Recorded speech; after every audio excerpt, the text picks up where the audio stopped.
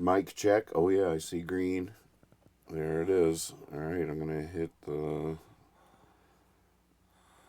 intro. Bam.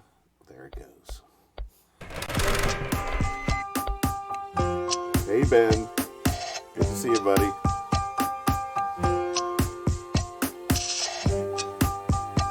Hey, people were asking me how they write in. Do they have to be on Twitch or whatever? Nah, we should see them wherever they are. Going live to all kinds of stuff right now. All right, here we go. Who Roll, please. can all of them talk to us? They should be able to. Hey, everybody. Hi. Welcome to the show. It looks like my mic might be a little hot. It's all right. Welcome to the show. I'm Nathan Moore. This is Steve Moore. This is Kyle Hogg. And you are now watching Jawn. Wherever you are, I've gone live now to 3 different Facebook pages. My personal one, Hippie Fiasco, and Nathan's Land. We're live on Hippie Fiasco TV on YouTube, and the most exciting channel we're live on is my new Twitch channel, Nathan's Land, on Twitch. And that's the most important channel in my life at the moment. All my Twitchers are right there. I hope you're sending them over to. Yeah, I've told all of them to get on over there. That's wonderful. Yeah. All right, I'm going to cut our volume down just a little bit. We should be able to see you wherever you're watching. See your chats and respond to them. We can't see. Nathan I can can't, see. right. Nathan on his phone. But we can't. Kyle and I can't see. Oh, we got Daryl Hayden out there. Hey, Yeah. Hey, Daryl. How are you? So our producer is apparently hunkering down in a bunker in Alabama right now because of a tornado warning. But I think she's fine. She's safe, and I think that threat has passed. I thought we had like applause for a second. I was like, What what was was that? I don't know. You heard that too? I heard something. Daryl, was that you? How'd you do that? Daryl's magic. He is, isn't he? Yeah, Daryl is mad. He's got tricks up his sleeve. I know he does. Wait a second. There's something going on over there. What is that? That's me. Oh, is that a tornado warning? No. It could be the Twitch stuff. There's like little ways that people can interact with the show on Twitch, but I don't really know what's going on right now. It's a haunted. This is the haunted show. We are a special guest is the ghost. Hey, I'm here. I'm happy to fill in for the producer role. I just want y'all to know that I got this. Everything's cool. We're in good hands. All right, back to the show. That was my little. You couldn't see it from here, but I put a little cartoon while I did that on top of the screen. Did you hear the bells ringing? I heard the bells ringing. I don't know why we hear that so clearly, because it should just be coming from the laptop. But I guess that's action on my Twitch channel. There's ways, like if you hit little buttons and you can put little stickers on the thing. Follow, and you'll see the numbers click up on the bottom of the screen. These guys can't see it from here, but I can see it from here. As you can tell, we're all tripping tonight, hearing sounds and stuff that nobody else hears. I'm going to curl up in a ball and start crying in just a little bit. Welcome to the haunted show. It was a night just like tonight. I want my producer. Yeah, right? We're desperately missing our producer. But you guys out there watching can help us fill in the empty space here, and let us know if you can hear everybody okay and see everything, and we'll get through this together. Hey, Dana, Josepha, Daryl, Ben, welcome to the show. So what's going on, guys? Not much happening over here. No? Real slow. Real slow. Yep.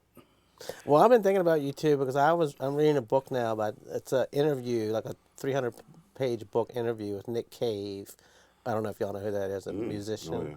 who lost his son a couple of years ago.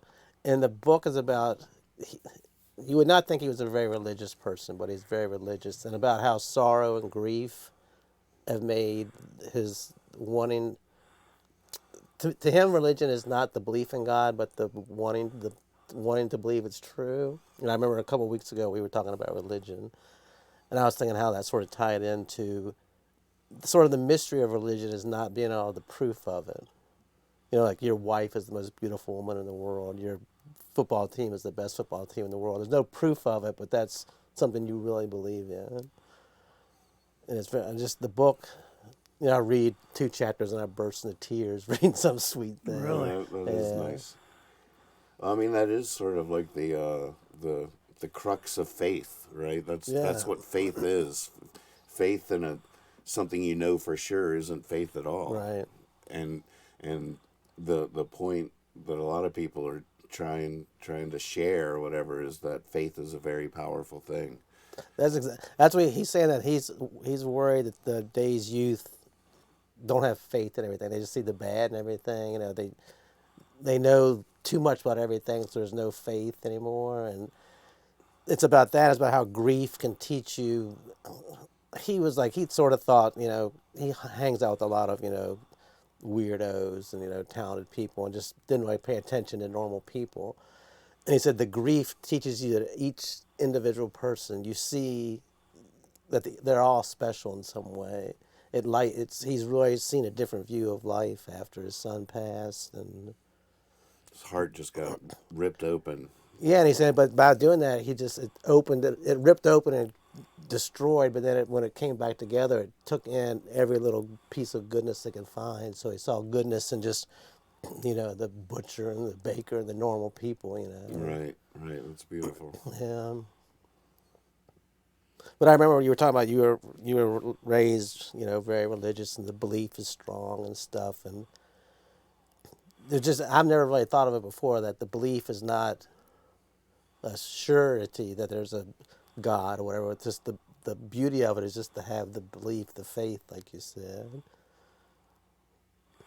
Yeah, can you believe it into existence? Right. You know, if enough people believe, does it actually come about? Right. There's that possibility too, that we create, you know, God in our ability to perceive beyond. Right. If we can do that, you know, it's real easy these days with just to give up on that type of thinking, Right. that type of belief system, and I think that's part of probably what he's talking about. Right. It's you know, I think there's obviously a lot of problems with hanging out with an Old Testament Bible word of a vengeful God from 3,000 years ago that you know, he wasn't even American. You know, he wasn't even. I don't even think he was a white guy, but I don't know. But I'm just kidding, people. But you know, it's. But to see what is beyond that, you know, what beyond those little things into the profound, I think is still happening, or still can happen. Well, Lots of different levels. like I mentioned in episode 4, everyone, we discussed it. He was like, you know, he was talking about how the Old Testament was very much, it was more like a fear tactic. Like, you know, we're going to Exactly. make you believe, and if you don't. Yeah. And then he said the New Testament is more of a general opening of the spirit and the heart and acceptance. And Yeah, when I was a young Christian in the Baptist church, I wanted somebody to stand up and say, Jesus was bringing a new God. This old God wasn't really what Jesus was talking about. Mm-hmm. And that's what I saw when I heard and read the Gospels. He was bringing a new word. And it just seemed like people use the Old Testament when it's convenient, when it has something that they want to use it for, then they use it. But then, some of the things in there are terrible, violent and unforgiving, and That tension is so intense between the religion that's used by people to judge other people, to control other people, to lift themselves, and then the religion that's there to set you free, to connect you with all things, to put love in your Right. heart. And I mean, there's the tension between faith and science. Like there's like it's such a tumultuous thing. And I remember as a child too, just feeling like, wow, none of these people believe in Jesus. Like they're like, what is this? Like, why are these people are some of the most judgmental, fearful people Right. that you'll ever meet in your life, but they're worshiping this like radical revolutionary hippie. It's like, I don't understand what is happening here. I just couldn't process it. But at the same time, I can deeply relate to the point that you started with, that where Nick's coming from, the Right. power of faith, and the importance of Jesus's message. Gosh, if can you imagine how much worse that whole thing would have been without the Jesus influence on the situation? If it was just an Old Testament, I mean, it's a fascinating thing. But and I also was thinking when you first started talking, just how for for the last week, I don't know why I keep thinking about it, but like recorded history is like what, 6,000 years, maybe 6,000 years of recorded history, but human history is millions of years. Yeah. well, you can go back. It depends on where you want to cut off say, I'm drawing the line there. I'm not at that. Right. Yeah, as long as it's got a tail on it, I'm not one of them. But yeah, I don't know when all of a sudden we're the difference between a advanced primate and a human being. I don't know. Right. But we weren't writing and talking about it. Right. There wasn't any history being handed down. There was just survival. You definitely but you definitely can't underestimate the role of mythology and stuff as we became consciousness out of the animal kingdom, self-aware, Oh yeah. cultural consciousness. Well, I mean, the first concept of God is almost like the birth of mankind, or something like this. The ability to imagine such a thing Yeah. is like a whole part of who we are. What separates us from everything else. To need that kind of meaning, to need that kind of imagination, that kind of explanation for. I mean, it's just so human and powerful. doesn't it go back to the development of the brain at some point? It must. Yeah, because that's the part that gets you in trouble when you start worrying about why we're here and dying and everything. What's the meaning of life? That comes out of your evolving brain at some point, Mm-hmm. which I'm not sure is always a good thing. I've never seen an unhappy robin, but I've seen a lot of unhappy people. Right. Oh, it's quite a burden as well as a blessing. Yeah. There's no doubt about it. We can laugh and we can cry. And then just the tension between, for most of those millions of years, we didn't have explanations for why it rained, why it thundered, Right. and the idea that, oh, we're being punished or we're being blessed by these unseen forces. And so for millions and millions of years, we operated under that kind of stuff, and we were trying to appease the gods or Right. please them to survive. That was part of our survival as imaginations. We had to keep the gods happy. And then slowly but surely, over thousands and thousands and thousands of years, science came along and started explaining everything. Like, no, actually, this is how this works. That's how this. Oh no, we're not the center. We're actually going around the sun. It was, and every step of the way, science was very threatening to the way, the frameworks we were using to understand how the universe worked. Right.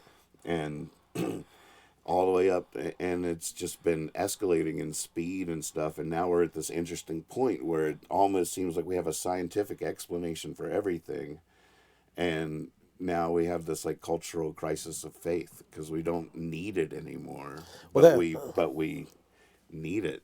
Well, that was one of the things that Nick Cave said in the book. The interviewer asked him, well, the belief in God and faith, really doesn't tie in with science and logic. And Nick said, I don't think faith has anything to do with logic. I've never heard anybody say faith is based on logic. Faith is something you believe in, whether, it's not a proven fact, you're just, it's not science related at all, really. So you can, that you can know all this stuff and believe all the facts, but you can still have a religious background and belief because the science and the facts don't really contradict what you're believing. So what would you say your faith is? Well, I've been pretty non-involved, but after reading this book, it's like really hitting me. Like he said, a belief, a religious, there's no, and of course, anytime you get talking religion today, somebody's like, oh, the church, and it's like, if we're not talking about church control people and all that stuff, but just a personal religious belief. He said that he can't think of any, there's no reason not to have it. It's like no one's ever been harmed, by believing in a pure goodness, be kind to people. So why wouldn't you believe it? That's what he doesn't understand, why people don't want to have more faith and stuff. But then, like the interviewer was saying, well, the church has done this, and Jim Jones and all these weirdos. But he's like, that's it's something entirely different, which would always gets brought up, though. So it's sort of the bad overrides the good points. Were you sort of reading the book and going, "Oh, I do have faith," or were you reading the book going, like, are you acquiring faith through reading it, or just realizing you already had it? Well, when I picked it up, and I had no idea what the book was about. I just got it and started reading it. The first couple of chapters are about his son dying and stuff, and how that brought him into. It was more in this emotional talk in the first couple of chapters, and now he's just getting really into discussing, like as a child, like you were saying, like the New Testament, because he's like a really good writer, and he said the New Testament was just written. It's like, there's nothing written like it. It's just powerful. Even like today when you read it, you're like, oh, it's like giants walking the earth, and you're like, no mortal wrote this thing, It's like, he says, beautifully written, the power of it, and to last all this time, and to, just have the power to change people. So he sees, and that was one of his things too, like even, let's just say God doesn't exist, to believe in it and to believe all this stuff to get you to do good stuff. If God exists or not, if it's getting you to do something good, it doesn't really matter. If you pass away and you just lay on the ground and deteriorate, you didn't waste it. You didn't do anything wrong by having this belief. Right. And so he said, like, faith is not really is not based on a reward at the end. You just, you believe it, and your reward is that when you get ready to pass away, to your last second, you think, I'm going to, be rewarded. Mm-hmm. But he was mentioning too, like, how people say, my wife's the most beautiful woman in the world. And if you really sit down and think about it, she's probably not. But in your heart and your belief, that's. See, that seems different to me. Well, he said it's just like, that's just your heart and everything just sees it as, I mean, it is a little bit different, because you probably don't think your wife's the most beautiful person in the world, but when you're with her and you're looking at her, you're like, oh my God, you're the most beautiful woman in the world. Well, what does that have to do with faith?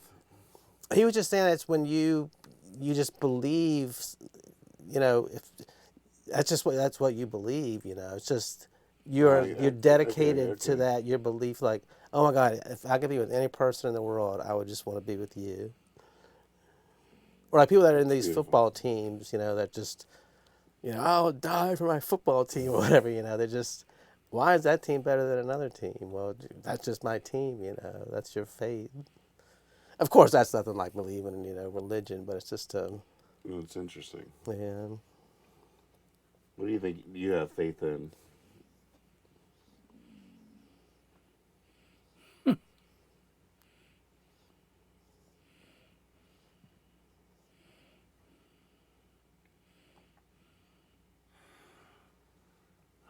It's hard to put into words.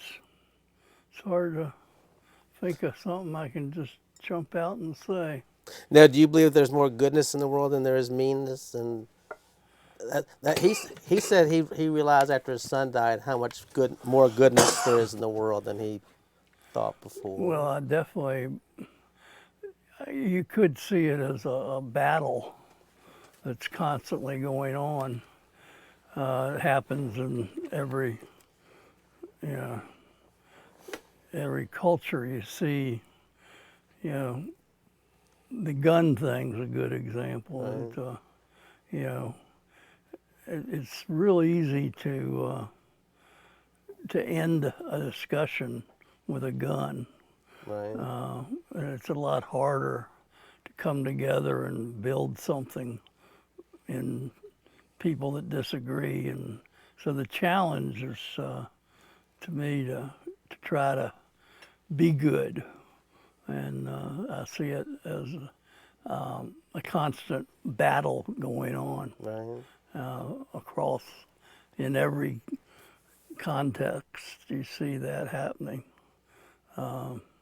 People using good to do evil, and people, there's just all kinds of games being played. Right.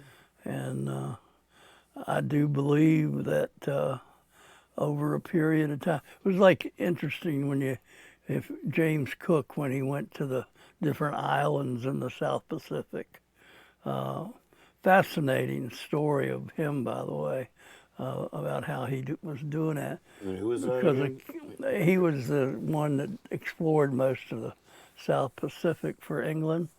But the interesting thing about him was he was a Mormon. No, he wasn't. He was a Quaker. And he had a Quaker attitude about him that's very Christ-like.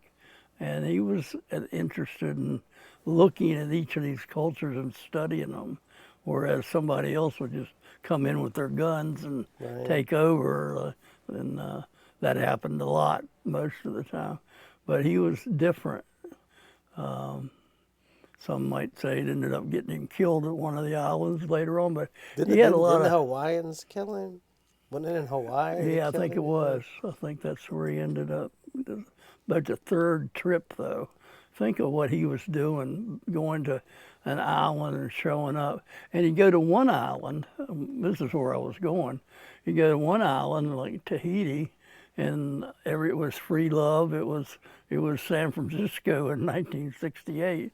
It was a hippie world. And then you go to the next one, and they were all cannibals.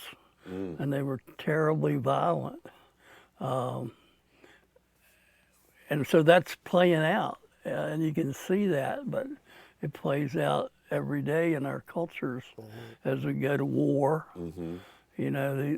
We just have to stop shooting people, and we have to stop killing people so easily. And there's definitely, we're in the middle of that war right now for guns. And I'm not against guns. I think they have a purpose to shoot the bad guys. And I decide who the bad guys are. So I'm no better than anybody else. No, it's true though, but I'm not, I don't want to say I'm against guns, because that's just too childish. Right. There's a place for guns. And but we don't need assault rifles in Walmart. Right. Right. And we need to figure out what's going on with people that are mentally ill. That needs to be really addressed, not just in some half-assed way. We need to figure out, what about our culture? Is it all this advertising and gambling? And a lot of these things that they're selling on TV have nothing to do with faith Right. Right. or anything Love else. or It's Jesus- all about Jesus making. consciousness. It's all about It's making power money, now. Yeah. and that's not a good culture to develop. So we're making a lot of mistakes, I think, and that's I don't even know where we started with that, but Well, one of the things he said that just tore me up when I was reading it, he was talking about, he's a world famous person, his son passes away, and just outpouring of love and support from everybody, it's just, you can't, he just couldn't believe it. But he said he went to the corner store where they go, he used to go all the time, but he was, depressed and go there for a couple of months. He went in and the lady behind the counter took his order, didn't say anything to him, just acted like normal. When she gave him his change, just grabbed his hand and held it. And he said that was the most beautiful, nicest thing, that she didn't say a word to him, but he just knew by that hand hold. yeah. That meant, he said that meant the world Yeah. to him. Well, I certainly believe in the power of good, and I do believe it can conquer the power of bad over a period of time. And That's sort of where my mind went to when I thought about my faith, what I had faith in.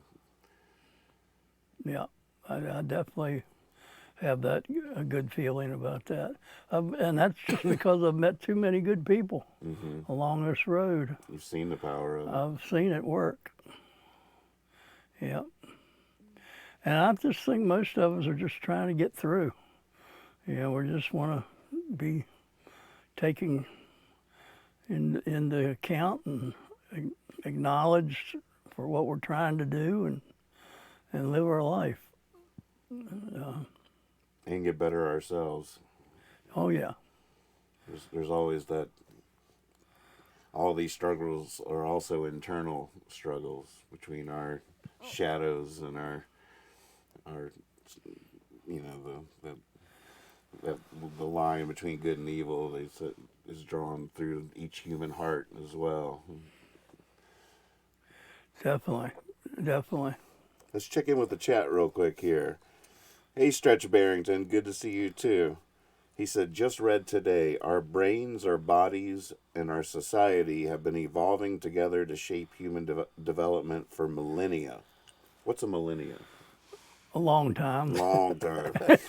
Damn long time. Within the last 20 years, the advent of portable technology and social media platforms is changing what took 60,000 years to evolve. It sort of harkens back to what we were talking about earlier. J-Dodd, hey, welcome to the show. J-Dodd says, my mom has faith in God that has baffled me. It's childlike. It's almost hard to talk to her about it because it's so irrational, but I love her for it. Any faith I have, I got from her. God, I can relate to that so much. Me too. It's so powerful and frustrating. You're just like, oh my God, but then on the other hand, I'm so jealous. Well, that's something else that was in the book. He was talking about how people that just, they're just like sort of jealous of people that really have this faith. They don't understand it. They don't see how you can have that faith, but they're sort of like, man, I wish I believed in something that much. Right. It's very fascinating.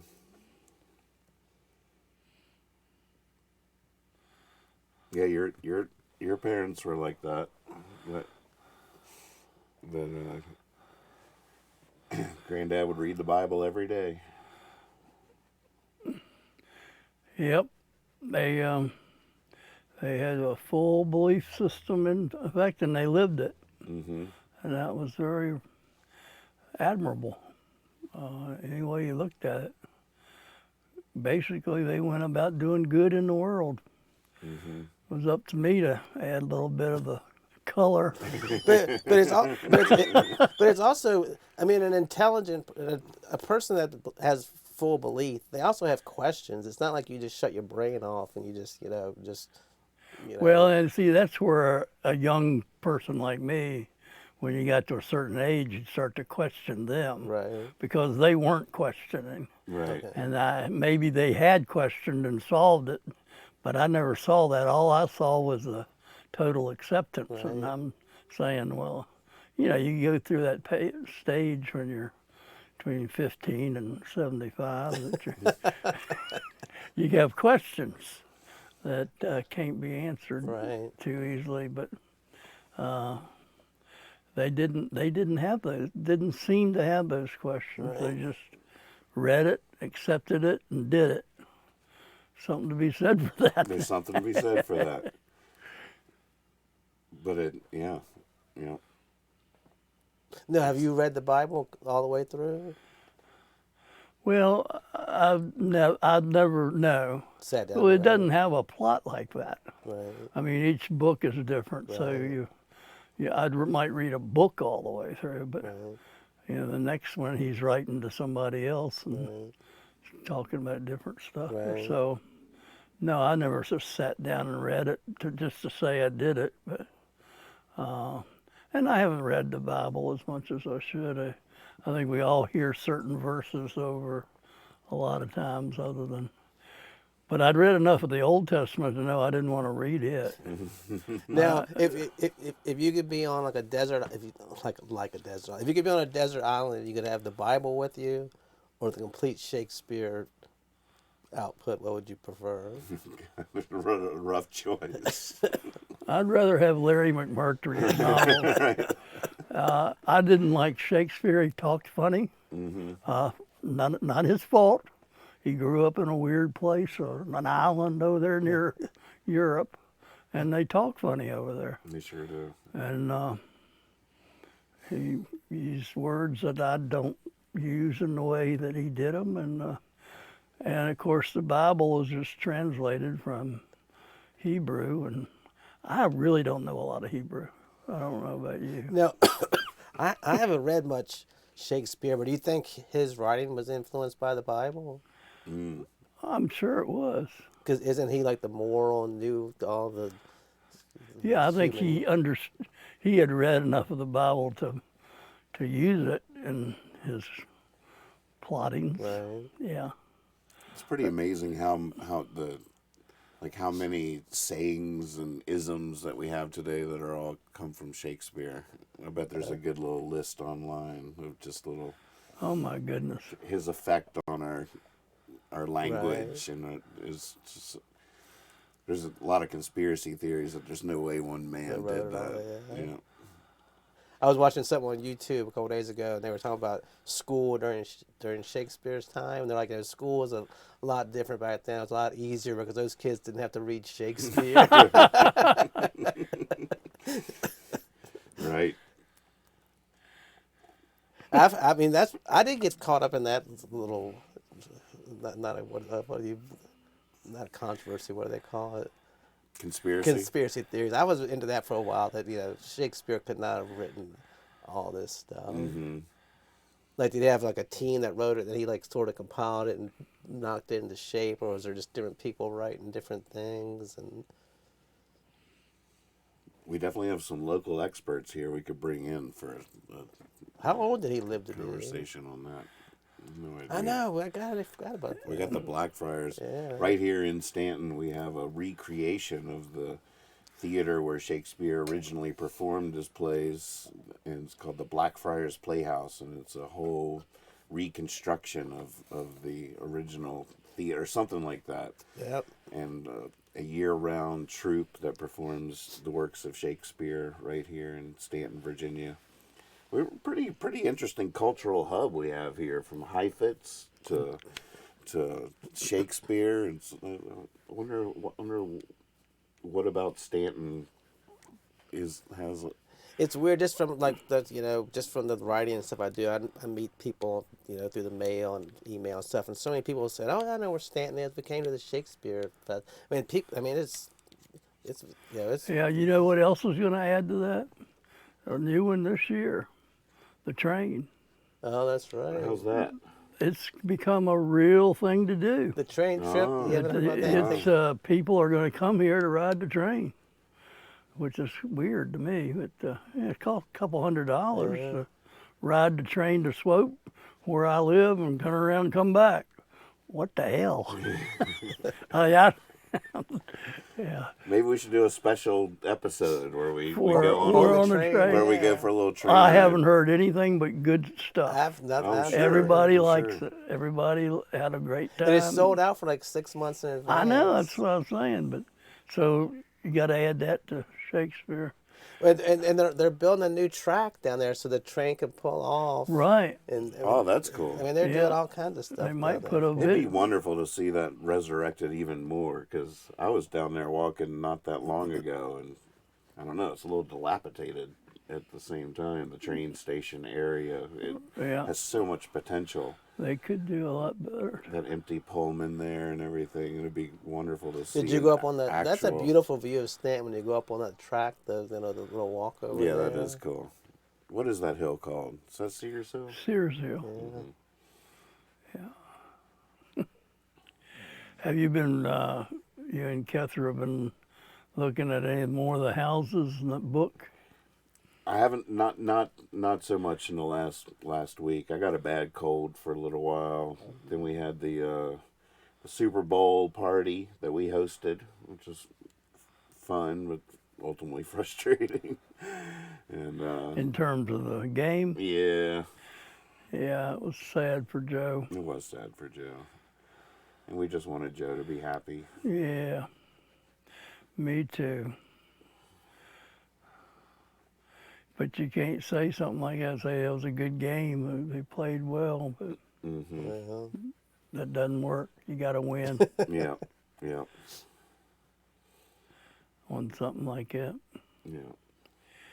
But yeah, I was sorry I couldn't make it. I would like to have been there with you until the end when they lost. You're like, glad I'm not with anybody right now. Right. There's Yeah. nothing good to be said about that. Yeah, Yeah, it was frustrating. but I like Kansas City. Mm-hmm. I always like Mahomes, and they, And- I and like again, I he like was- their coach. Yeah. He's- Wilford Brimley, Yeah, young Wilford Brimley. yeah, It's pretty- he's great. Got some creativity, and he's got a little bit of a wild hair about him, Mhm. which you don't expect to see. I love it. But yeah, Did you watch the game? I did off and on. Yeah, Off and on. Yeah. it's Keep your weird. thumb on the pulse. It's so weird. I can't believe I'm gonna tell you all this. 'Cause I've never told anybody else. But ever since when I got divorced, the divorce was totally unexpected. My wife I was out in the front room watching TV, and my wife's in the kitchen. She's like, "Can you come back in here?" Oh, yeah. She's like, "I'm leaving you." I said, "What the fuck do you want?" I thought she was kidding around. She goes, I'm leaving." And I was like, "What?" She goes, "Yeah, I'm leaving." So took off, and ever since then, I could not watch any final sports event because to know how that feels when that's the end, I just feel so sorry for those guys when they don't win. I haven't watched an NCAA basketball championship, a Super Bowl. It just hits my heart like that's all they wanted to do was win that. And you just go home. You're like, didn't work out, but you just never forget it. It's just wow, That's powerful. That's powerful. yeah, like I can watch all the season because you have 'Cause there's the still next hope. game. Yeah, next game. Then you get to the end. This is the one where we do it. You lose. Go away. Nobody cares about you anymore. So hopefully someday I'll get over that and be able to watch a game and dance and somebody spit on me. You lost, you loser. Ah! Oh, I hear you. It's powerful. it's just interesting how we carry things like that with us for a long time. We associate it and have trouble not associating it. Well, I didn't even know it for a couple of years. My brother's like, when UNC, that's like our favorite team, was in the championship, I was like, I can't watch it. He's like, why? I said, just that to know what those guys, well, I don't know what they're going through, but the loss that I felt when I got divorced, and then to figure like that's probably like how they feel too at that moment. I was like, oh, So man, is that's it a too- big? It has to be a big game, and It's the not fi- just a the regular. It's the game. final game. The final ones. Okay. If it's middle of the season, I'll just God, I hate that team. You just keep going because the next week you're back out again. fighting Okay, I again. got you. But when it comes Right. down, when you've reached the mountaintop and then you just slide back down, like, oh man, Gotcha. the hurt is like nobody should have to go through that hurt.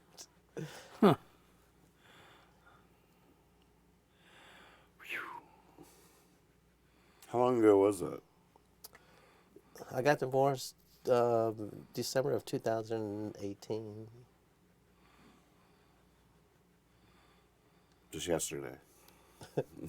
It seems like a long time ago. It does. And the weird thing is, I don't really think about her. It's like I don't. It's not like I miss her. I'm not like I don't.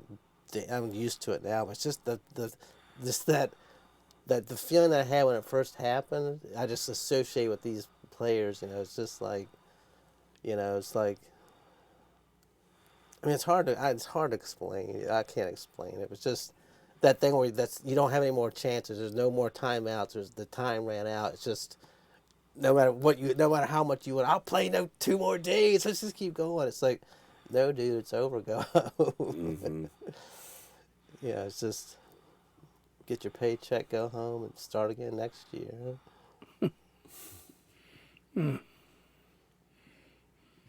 Well, there's that. At least they can start again next year, which they definitely will. Yeah, you invite a whole new group to training camp. Mm-hmm. Mm-hmm.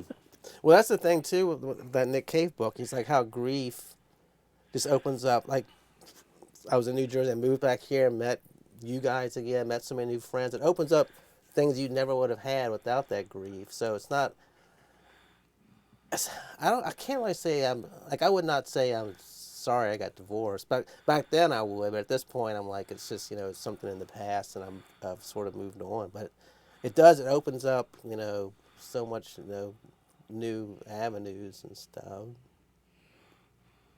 Especially if you keep the faith. That's right. if you have faith. I mean, that's a big difference between somebody that has, and it's not even faith in something, but just faith that there's an opportunity here, that things can get better, Right. that as opposed to just like, all right, well, my happiness is done. There's this, optimism is faith.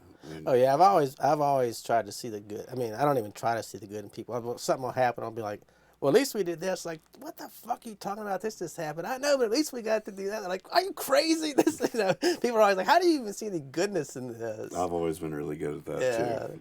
Seeing every little lemon as a chance for lemonade is part of my spirit. It helps to be like that if you're a teacher. Mm-hmm. Mm-hmm.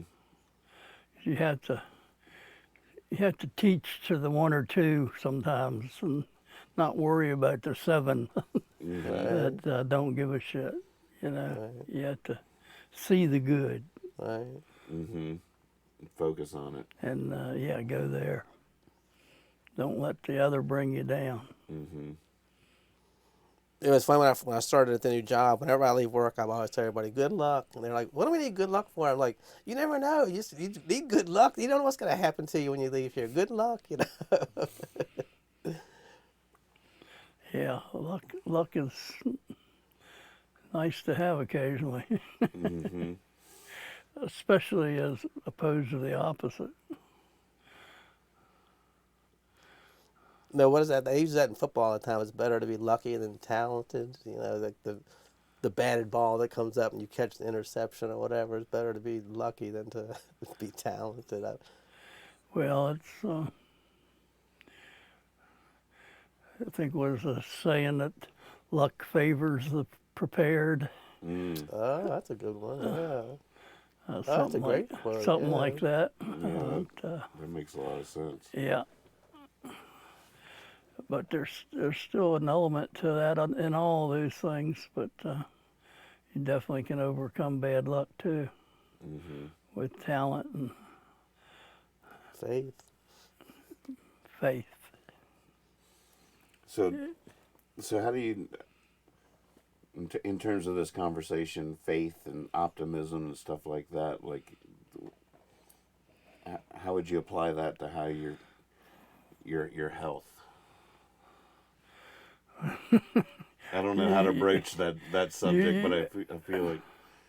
Well, you're talking about me personally? Yeah. Well, I think it's very possible that my liver is not going to be functioning for much longer, and I'm going to die. So when you ask that question, you're also asking me about death. And that's something I'm giving a whole lot of thought to right now. I've always thought I was going to get better, but I'm not so sure at this point that I'm going to get better, and that's okay. I'm pretty well prepared, I think, for that, in terms of where I am and how I've left things, and Why do you think that? Why do I think what? That you might not get better? Are the doctors saying that, or just how it feels? Yeah. It's pointed out more than once lately that I'm stage 4 in my liver and in my kidneys, and stage 5 is drawing the curtain. So I don't have any stages left. So I think I have to look at it that way. And I don't seem to be getting better. I seem to have a condition right now.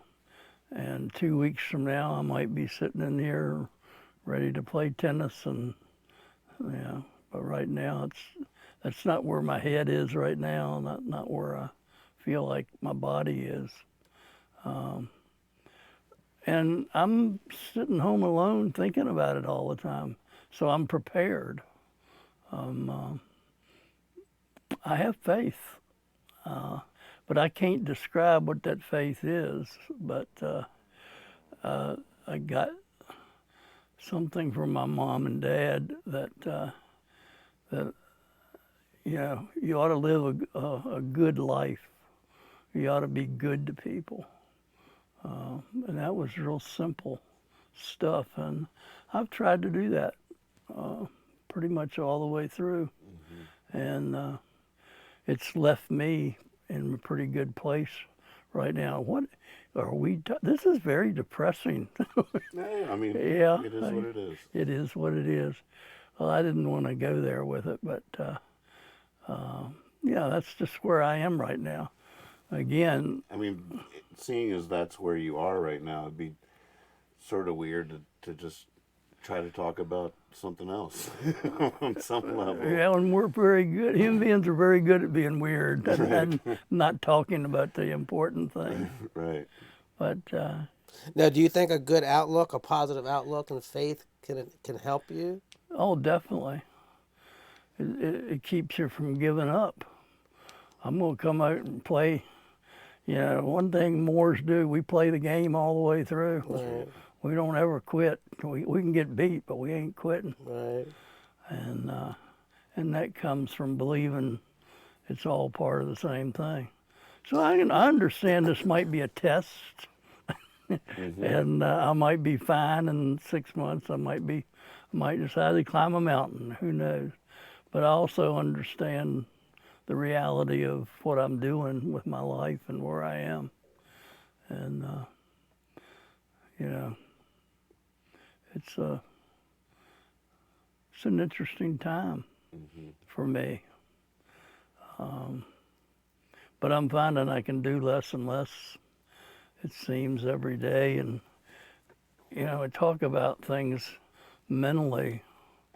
I have friends that have had strokes.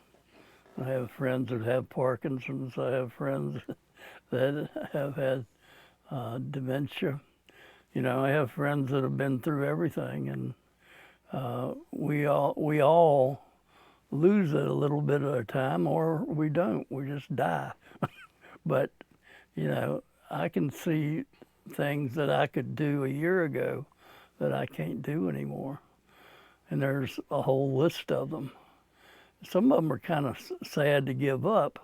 Others are liberating to give up. And it feels good not to have to worry about them anymore. But, it's almost like I've played the game and now we're talking in the locker room about how things went. You know, it's like I'm almost through playing. It's almost time to get a shower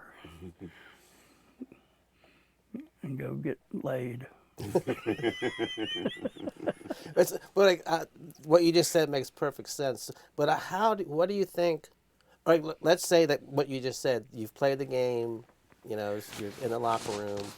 But from the way that I know you, not that I know you really well, but I think that your game is over, but you're looking at the rookies. You're like, this game still goes on. This is a great game. We're going on.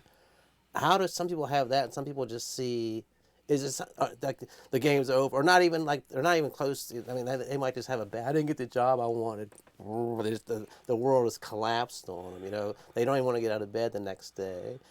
What controls that? I think I can address that, and it goes back to it's almost time for a song. But in one of your songs, the one I like, but I'm hardly here. But you say in there the answer to his question. You said, "I'm hardly here. It's not about me.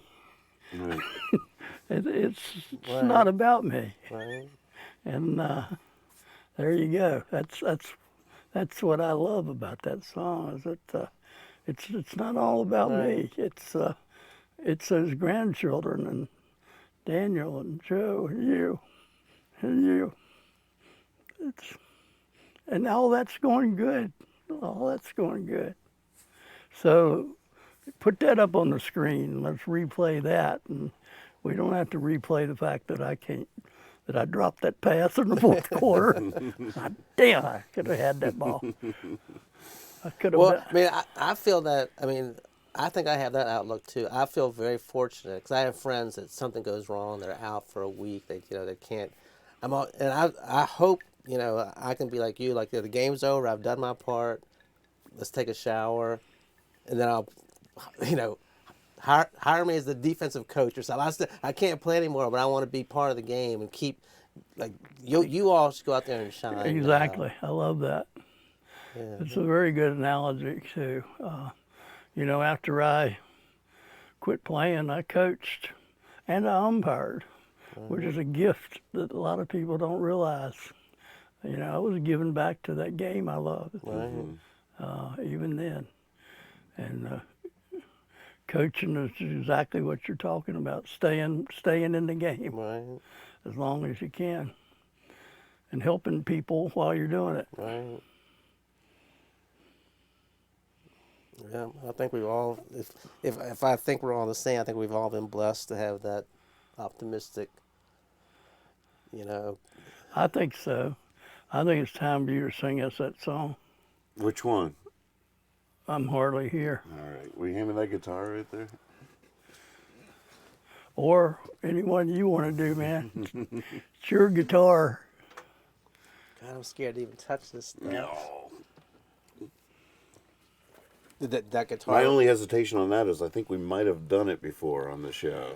Well, that would be 5 people that Right, have to right, hear right. it again. And you know what I say? Fuck them. If you can't take a joke. If you can't hear a song twice, fuck them.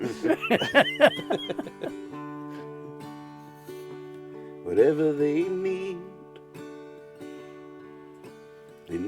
it more than I do. Whatever they need. Oh, wait. Whatever they need it more than I do. Whatever they need. It's not always about you. Whatever they need. They can take it from me if they want to, whatever they need. I'm hardly here. I'm hardly here. I'm hardly here.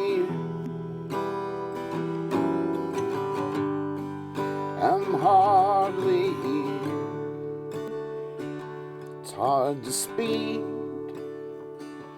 I'm not stuck in I am traffic, it's hard to speed. Give me a minute, it's hard to speed. And it's killing the planet, it's hard to speed. I'm hardly here. I'm hardly here. I'm hardly here. I'm hardly here. Baby, till I get back home and things can be the way we want. And everyone in that weird world can just move along. Move along, there's nothing to see here. Move along, there's nothing to see here. Move along, there's nothing to see here.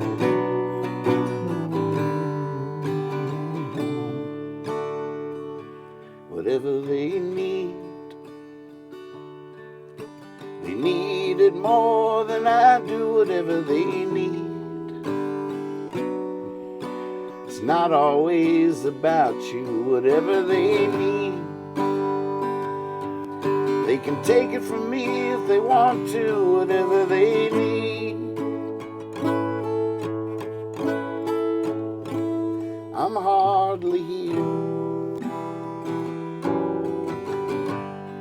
I'm hardly here.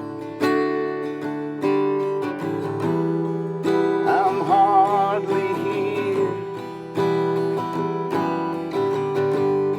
I'm hardly here. I'm hardly here. I'm hardly here. I'm hardly here. I'm hardly here. Mm-hmm. Thank you. Actually, thank you.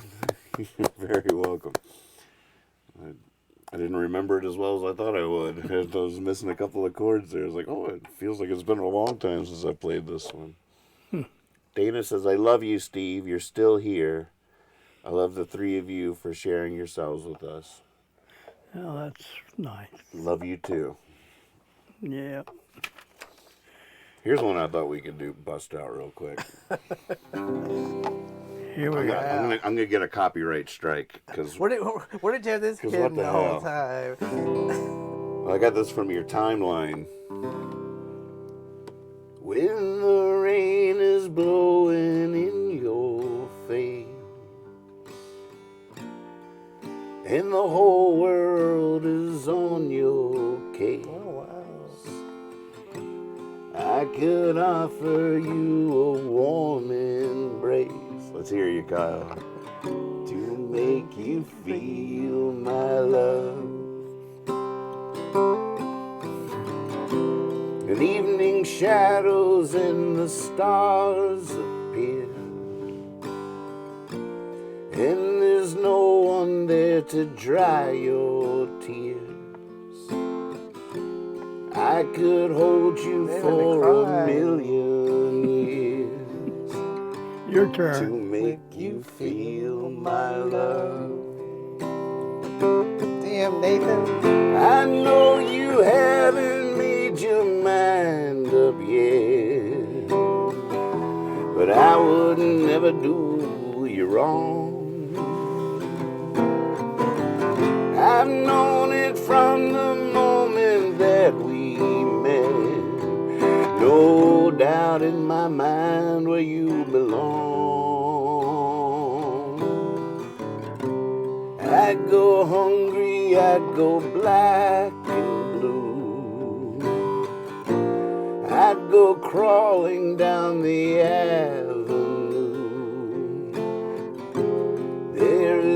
nothing that I wouldn't do to make you feel my love. The storms are raging on the rolling sea and on the highway of regret. The winds of change are blowing wild and free. You ain't seen nothing like me yet. I could make you happy, make your dreams come true. There's nothing that I wouldn't do. Go to the ends of the earth for you to make you feel my love. To make you feel my love. Beautiful. Now, who wrote that? It's a Dylan song, but he shared That's right, that's the right. Adele version on his Facebook page. I saw that. Yeah. And very sweet when you were singing it, my mom sent me a text. Oh, really? Of love? I don't know what she wants. Actually, could you put Stop that back? playing all that annoying Dylan on the air. I love it. I forgot that was Dylan. Supposedly, like 450 different people have done a cover of that song, recorded versions of that song.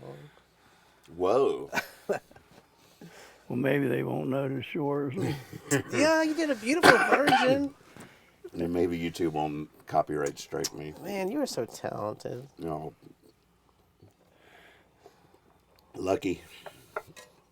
I dedicated that song to a young lady named Margie McShane, so that's who I was thinking of when I posted that on there. Was she watching? Is she watching? She does sometimes. I'm not sure if she's watching tonight. Well, She texts me every week. How's Mr. Moore doing? How's Mr. Moore doing? Do I know her? She was the one that we had the cookout when you came down with the kids. Yeah, she had two little girls. Mm-hmm. Oh, a little boy and a little girl. Little boy They and look little- like little girls. You got real long hair. Yeah. Yeah, she was sweet. Just want to say to the show, hopefully that these lapel mics aren't great for music. It's real easy to overload them, and so hopefully y'all got the not the message, the feeling, even if it wasn't a great sonic experience. I hope you felt our hearts. I'm sure it didn't sound that over the top. It sounded like you're... God. No. What do you? Oh, good. What do you think when you sing? What do you think you sound like as a singer? Do you know how good you sound, or what do you think? That just depends, I guess. I don't know. I mean, you must have enough confidence that you started singing, so you must know that you have talent. But do you know like the emotion that I didn't you carry really and have stuff? talent though. I had Balls. Faith. ambition. Faith. Yeah. Faith and balls. You put them two together, you got something to work with, son. It's true. It's true. But I think it was Pete Rose. Is that the guy you used to tell me about? That he didn't necessarily have the talent, but he had the determination. He just worked twice as hard as everybody. If he was half as talented, he worked twice as hard. And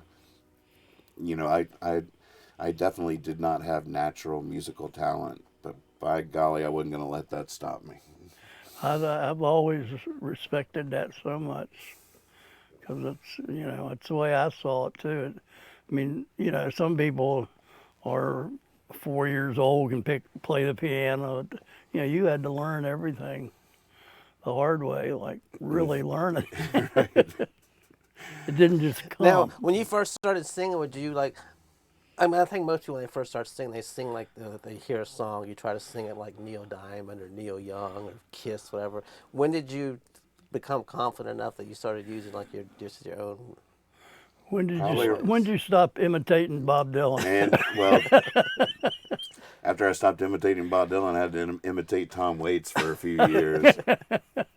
I can't even listen to old recordings and just like, oh my God, it's just embarrassing. Probably around 26 is when I started to sound like myself.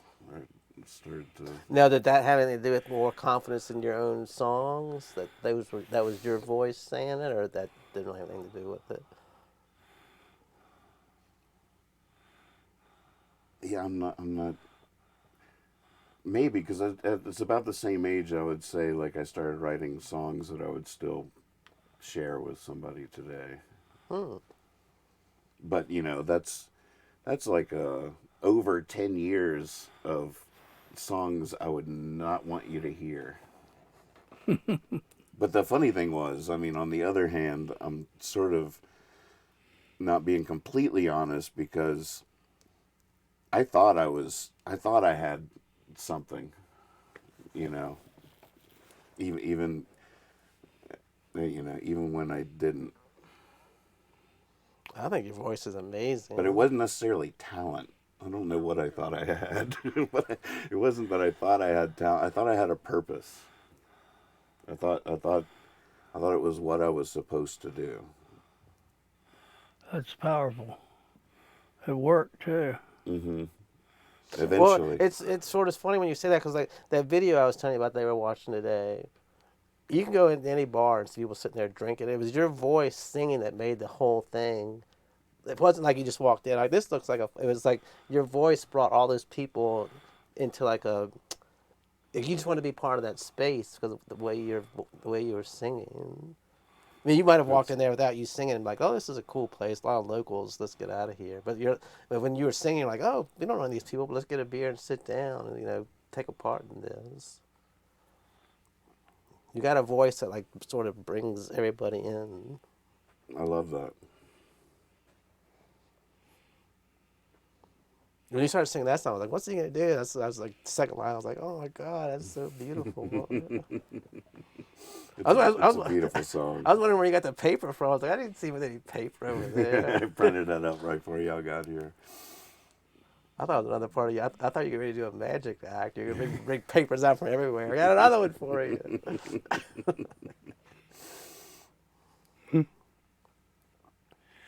Wow, number 11 is the serious show, isn't it? Mm. Yeah, pretty much. Wow. That'd be slapstick number 12. Like,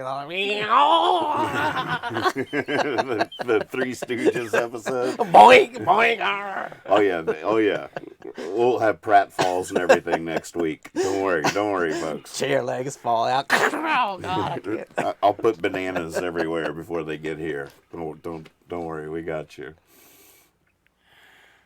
Now, you know where my mind went? Which one am I? He's like, Which one are you? I don't know. I was Mo. Mm-hmm. I'm Mo. Just because of, I have a command respect. Absolutely. Now, I'm old as shit.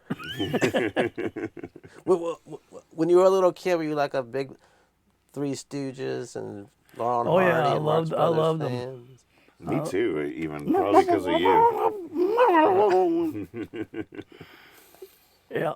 But they weren't contemporary, right? Or were they? Not Was your childhood when they were doing fresh material? No. not really. No. No, it goes back to the 40s and 50s. I'd say 40s probably. Some of them, like there was a little independent theater in Richmond called the Bird Theater. Oh yeah.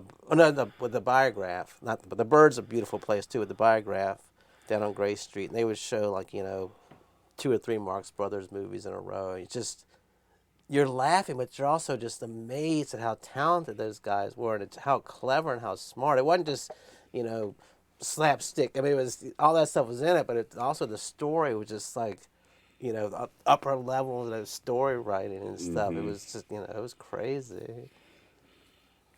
Let's see if I can remember it. I was reading Thoughts for the Day today, and Groucho Marx, one of my favorite people I've ever just got a wonderful handle on things. But he said, you know, a good cigar, a good meal, a good woman, happiness. Or a bad woman. It depends on how much happiness you can handle.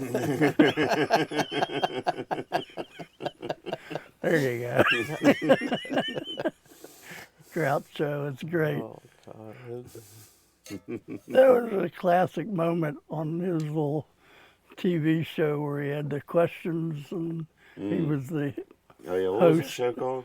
Who do you, no, wasn't that. Something like that. Who do you trust now? Oh, what was it? But, but there was a woman on there and he interviews them beforehand and she said she had 8 kids. And he's looking at her, he says, well, yeah, I guess so. You know, I love my cigar, but I'll take it out every once in a while. Can't say that on television. Oh, I don't understand that. He was funny. He was funny. Like, I wonder how much of their movies were written and how much were just like, you know, they get into I it. think just, you go back to some of them were like choreographed. They were so elaborate. I mean, when you don't think it at the time, but if you look back and I think they had to. I mean, but on the other hand, there's Harpo. Who's gonna? Right. Is he gonna listen to you? I don't think so. Harpo's gonna do Harpo. So they were. So the Marx were they? There's 3 of them too. The Marx brothers. I think there's 4. 4 of them. What's up with that? Well, you can do that. You can have 4 brothers. I love that age of entertainment. I mean, the Three Stooges, the Marx Brothers. There was these Laurel and Hardy. Yeah, Laurel and Hardy. There were Amos and Andy. There was all these, just. And they were you nothing. wouldn't- There was nothing but humor there. Right. There was never. They were clowns in a sense that that you really don't see. Everybody wants to be a character actor today. There's that crossover between vaudeville and That's cameras exactly- in Hollywood and stuff. It's That's like exactly what it was. they invented a camera, and what are you going to point them at? But vaudeville people, they're the most entertaining, and that's such a silver gold era of entertainment or whatever, and But like you were saying about the cigar remark, the way his brain worked, imagine how much he couldn't say. Imagine the million things that were going through his mind. He's just like, oh my God, if I could just say what I wanted to. I mean, he probably had to like just pound about it. He'd like go to bed and That's I a just good scream point. into the pillow. That's probably an excellent point. Yeah. He was probably constantly frustrated. Every When I was saying, boy, he's getting away with more than anybody else, yeah, just because he's Groucho Marx. and it's definitely what people loved about him. Yeah, it was part of his Little- description. It's a little bit of danger. There's a little bit of danger. Oh God, what's it gonna say? What was the name of that show? What's Your Mark or something? What was it? Something like Oh, You Bet Your Life. You Bet Your Life. That's from Kyle's New Jersey friend in the chat. Hey, who? Coming through. That's their name. Kyle's New Jersey friend. Oh gosh, I wonder who that is. They have an avatar. I hope. Thank you, friend. Is it Can you see Laura? him?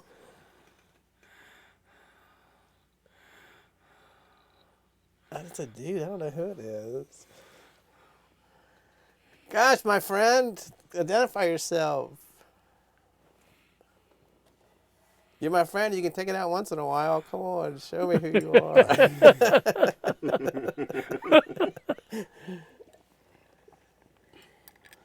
Avatar is Ernie Kovacs. Wow. That's probably Laura Pohl. Laura, Who's Ernie Kovacs? he's a New Jersey He comedian was an legend. actor. Yeah. Comedian actor. How do you know him? He was big time. Ernie back in the Kovac was day. a famous person. Oh, really? I've never heard that name in my life. Really? And plus, Laura would have known without looking it up what the name of the Marx Brothers show was. Right. So tell me more about this Ernie Kovacs character. Well, he had a mustache and dark eyebrows, and he did funny movies and stuff. I think he probably had one of the first TV shows. Yeah. Laura's a big Ernie. I didn't know that was Ernie Kovacs, but she's a big Ernie Kovacs fan. Thanks for watching, Laura. I mentioned you on my Facebook post today. Ah.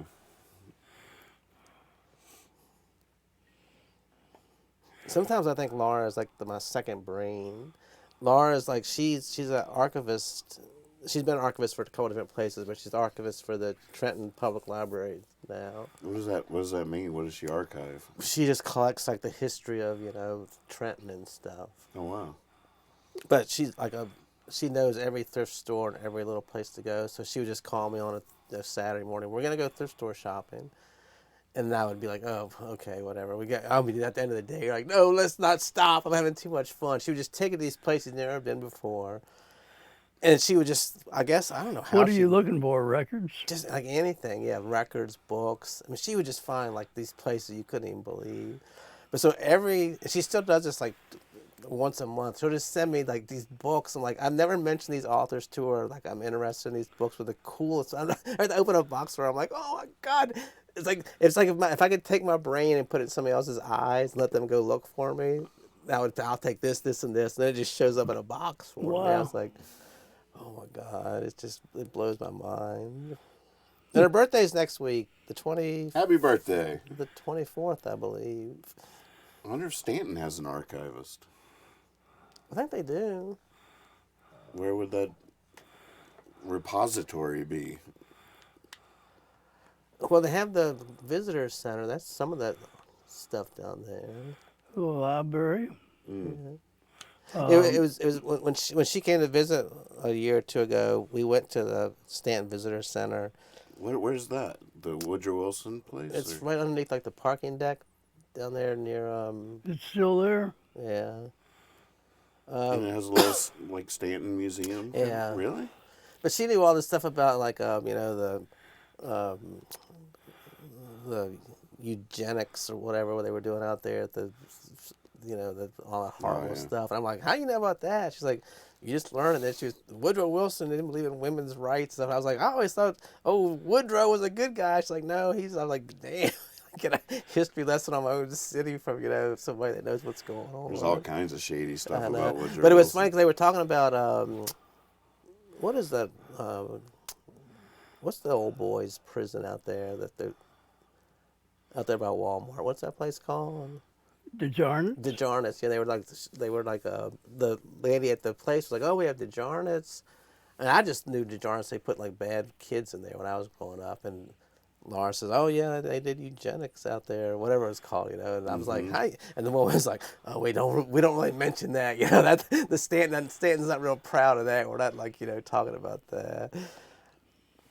Yeah, I knew about that. It's a whole thing, a whole sketchy thing.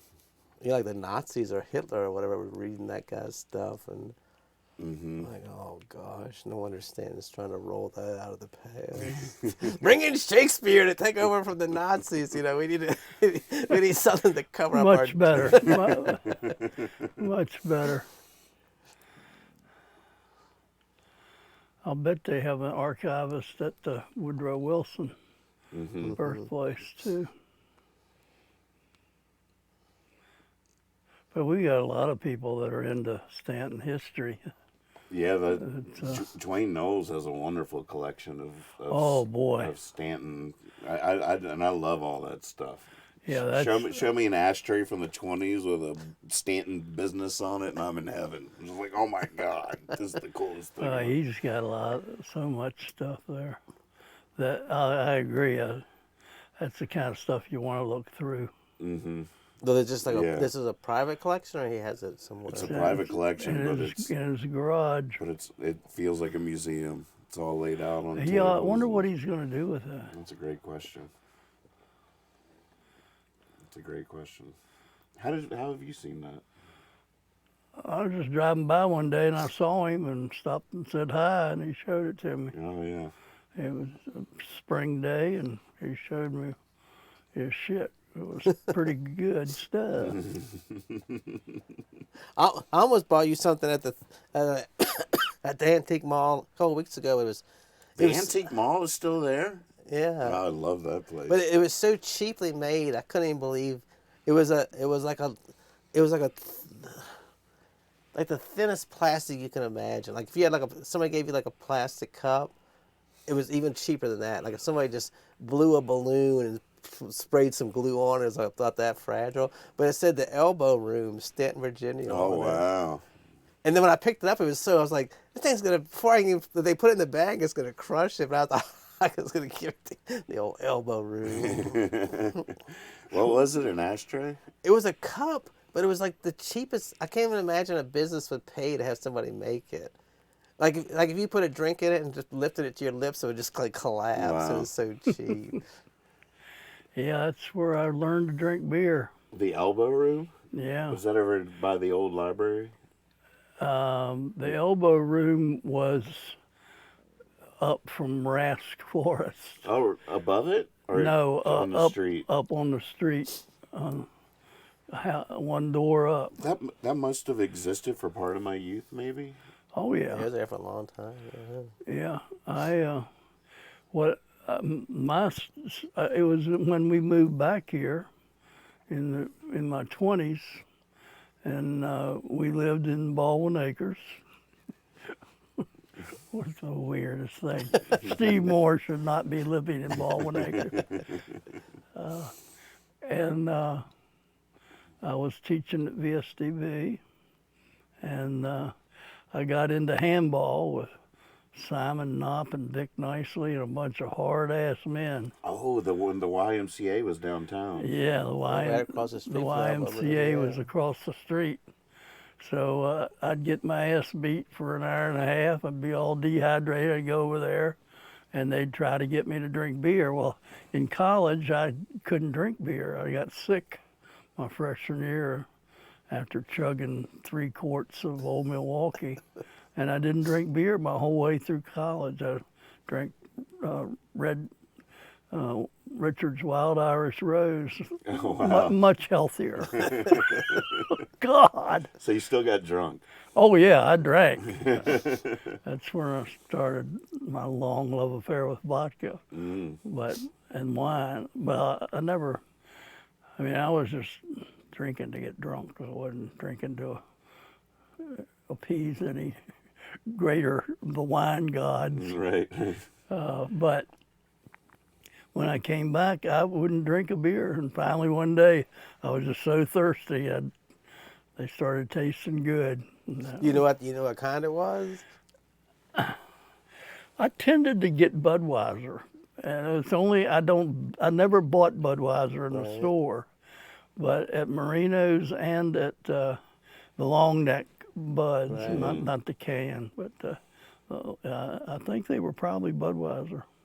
Cold beer after a hot sweat is there's something. Yeah. I mean, I had really worked out, and I hadn't eaten.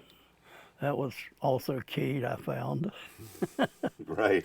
an empty stomach. Oh, there's nothing like it.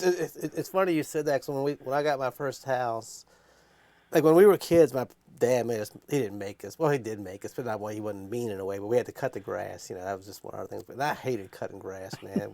We had a big yard, and I hated cutting grass. So when we bought our first house, we had apartments for like 20 years. And I was like, I came home and I said, man, I still hate cutting grass. I haven't cut grass for 20 years. Still hate it. He goes, you want to know what makes it better? You get all hot and sweaty, go in there and get you a nice cold beer. Because then sit out there and just look what you done. There's nothing better than that. Drinking a cold beer, looking at that cut grass. That's true. Smelling that grass and sipping that beer. You put me right there. Yep. You know where you just put me viscerally is the balcony overlooking those handball courts. I remember as a child getting up there and that bird's eye view, and you guys down there just Those were just giving it they your were all. closets. Yeah. They were the smallest things. We'd have 4 grown, big old rolling bird. We had big men in there, 4 of them. I'm right about the balcony, right? Yeah, The thing I don't understand is like. It was just a stand-up little thing. You could. But aren't you missing some court by not having the wall there for the ball to bounce off of? There was about 4 feet there, but in the handball, you never hit the ball that way. It wouldn't work on racquetball, right? Racquetball, you'd hit some more out, but handball, you didn't. Everything was lower and didn't ricochet as high. That sport doesn't even exist anymore, really, does it? Joe McHugh does. Joe McHugh. As long as Joe McHugh. Yeah, Joe keeps it alive at the Y. He probably has more people playing handball than racquetball. Because all the racquetball people have gone to pickleball. Oh, wow. It's been interesting. That is interesting. I've never played pickleball. Have you ever played? Well, I have. I know how it's played. If I was 10 years younger, I could be in my age group mediocre. I could be not far from the bottom when I was 10 years younger.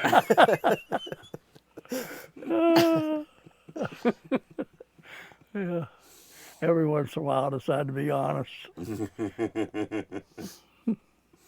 Yeah, I never really hear people talking about going out. I never hear young people talk about going and playing handball. I would think that doesn't even exist anymore. No, not very many people play it. And not many people play racquetball. It's surprising. But there are a lot of people playing pickleball. And pickleball, of course, they got the courts over at Montgomery Hall now. You can play outside. Oh, yeah, we've done that. And that adds to it. I wonder what the Y's thinking about their racquetball courts. If it's like a waning trend, that's a lot of real estate.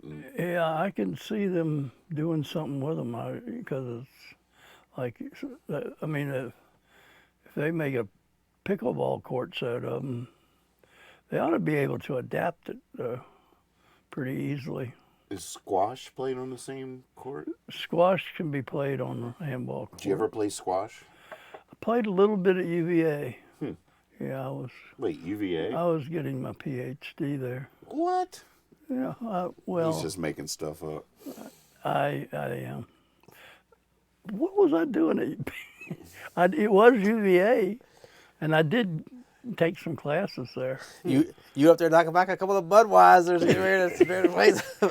Squash was weird because it's 2 feet off the ground, so those pinch shots I'm famous for Right. didn't go on a squash court, but I picked it up pretty quick. I did the same thing on a squash as I did with racquetball. No, what are these like handball and racquetball? I understand the names. Where does squash and what's pickleball? Where does that come from? I don't know any idea about where squash comes from, but it's an older game. It's the oldest of all these games. Oh, wow. And it was played on college campuses by professors. So it was one of those things. Right.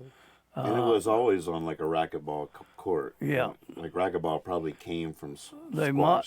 they modified the squash court into a racquetball court. Mm-hmm. And then racquetball became the big deal. And everybody played it. But handball was always around. Handball evolved out of one wall, which is big city stuff, one wall or 2 wall, but you're just basically hitting it against the wall. Mm-hmm. If it gets by you, you lose. Right.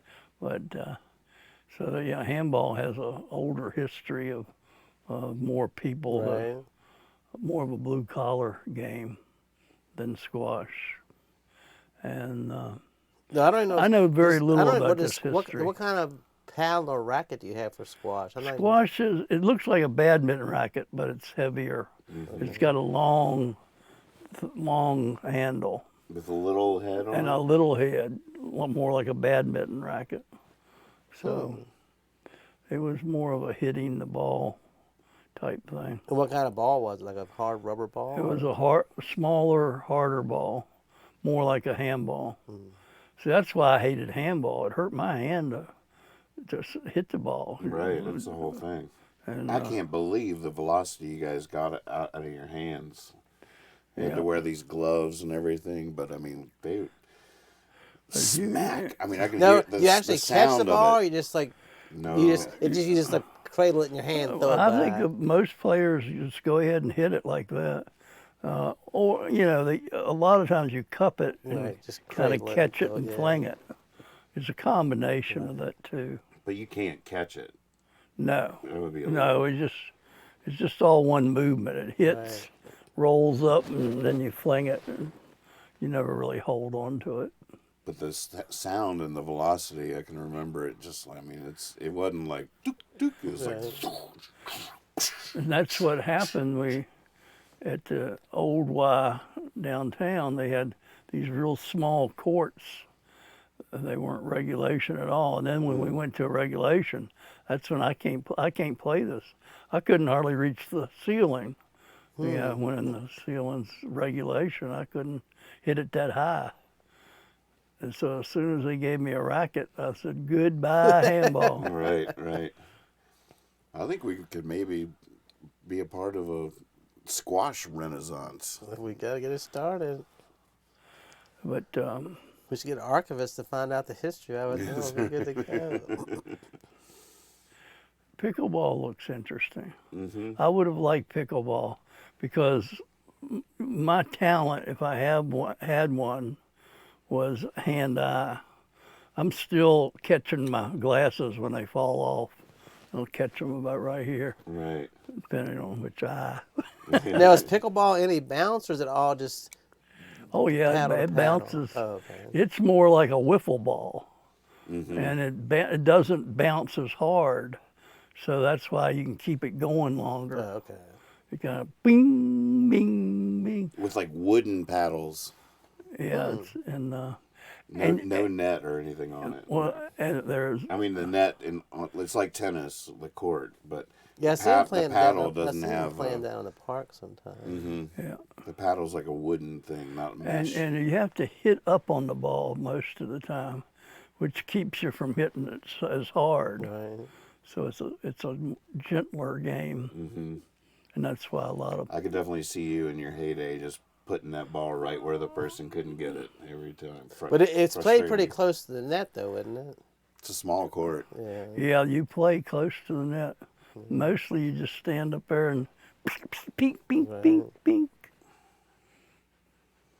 Yeah, I would have been good at it. Now, when did pickleball come about? That's Just the right last, now. but the last couple years. Yeah, I didn't even hear about it till like a couple months And back to your question, I have no idea where they got that pickle. I'm sure there's a story. It probably has something to do with squash. Laura, can you look up pickleball the- for us and it's send the- it in, please? It's the vegetables. That's right. The loser had to eat a pickle. I mean, something like that. That's the way it'll go. There's got to be a story there. There's got to be. Call it pickleball? There's a story. Well, maybe next week we'll have the answer to that and many of these questions that we've come up with here tonight. No, was pickleball invented for older people? I don't think so.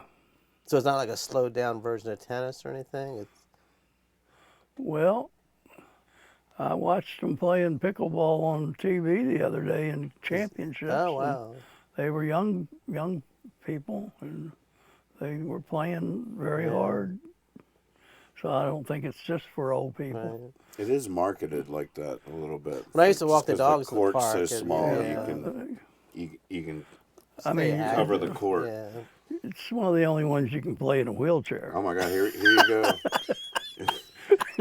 Kyle's New Jersey friend in the summer of. Oh, I missed it. I was reading. What did I miss? He says that's all he wants, all he can play in a wheelchair. Well, apparently, in the summer of 1965, pickleball was founded by Joel Pritchard, Bill Bell, and Barney McCallum on Banbridge Island, Washington. Within days, Joan Pritchard had come up with the name pickleball, a reference to the thrown-together leftover non-starters in the pickle boat of crew races. I don't know what that means. What in the world? In sailing, apparently, the pickle boat is the last boat to finish in a race. The term is said to have come from a practice of the fishing fleets when the last boat of a flotilla to return to port was the boat that stayed at sea while the crew pickled the catch with brine. From that came the pickle boat in competitive rowing. Wow. So pickle boat was the last boat. The last. It wasn't a good thing. It wasn't a good thing. So I don't. The last boat of a flotilla to return to the port was the boat that stayed at sea. Why do they have to stay at sea? While the crew pickled the catch with brine. I guess the brine was from the sea, so they had to stay out there and pickle everything. While everybody else went in and got a long. Everybody else got to go in and get fresh. That's right, with a whatever, bad woman. But they had to stay out there and make pickles. Something. We're going to go in and get a long neck Budweiser and find a bad woman while y'all are out here pickling the fish. Well, guys, we did it. Is it over? Yeah, we've. The umbrella. Thank you, Laura, for all your help. Very cool. Very cool. Yes, thank you, everybody, for takes a village. checking it out. That's the end of episode 11. Tune in next time for episode 12 when we will return to our slapstick roots and the. I'll be wearing a drawn-on mustache. We're bringing back the comedy stylings that got us into this position in the first place. Or, depending on the ratings, we might be more depressing than next week. Hey, we could do that. The lower we go, the higher the ratings go. Don't think we can't roll like that. I'm gonna saw my hand off tonight. We're skyrocketing. There's 25 viewers. I can't believe. I mean, we didn't talk about the UFOs or anything. I know. We didn't do one balloons, conspiracy theory. Yeah, remarkable restraint on my behalf, I'd say. Oh, we did talk. What was the conspiracy theory? We talked something early in the show. Jesus. No, Shakespeare, right? Oh, Shakespeare, right. Close. We were debating if Jesus wrote the Shakespeare plays. We said if Shakespeare wrote the Bible. Yeah, if he wrote all four of the apostles. I knew he did Matthew and Mark. Right. But Luke and John, I had doubts. Love the Beatles.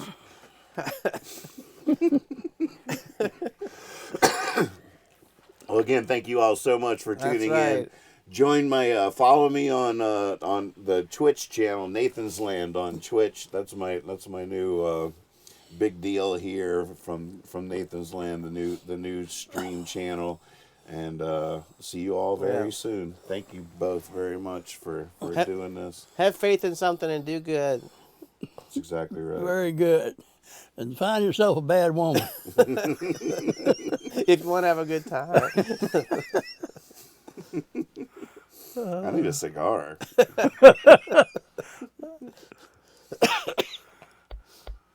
I like that show. I started to bring my pipe tonight. You sure can do that. Can I do that? Absolutely. I'll introduce Steve the pipe smoker next week. Oh, well, that worked out.